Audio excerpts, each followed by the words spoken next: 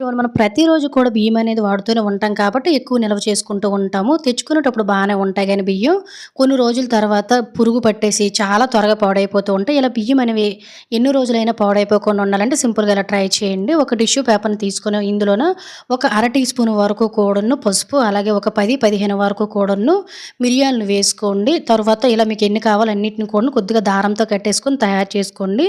వీలున్నట్లయితే వేపాకుని ఎండబెట్టుకొని, కరివేపాకు ఎండబెట్టుకొని వేసుకోవచ్చు.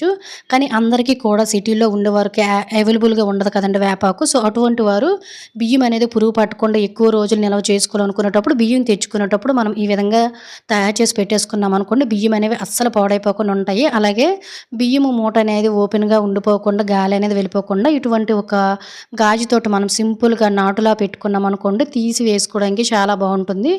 గాలి అనేది లైట్‌గా వెళ్తే సరిపోతుందండి. బియ్యం కూడా పాడైపోకుండా ఎక్కువ రోజులు ఉంటాయి. యూజ్ అవుతుందండి. ట్రై చేయండి. Thank you.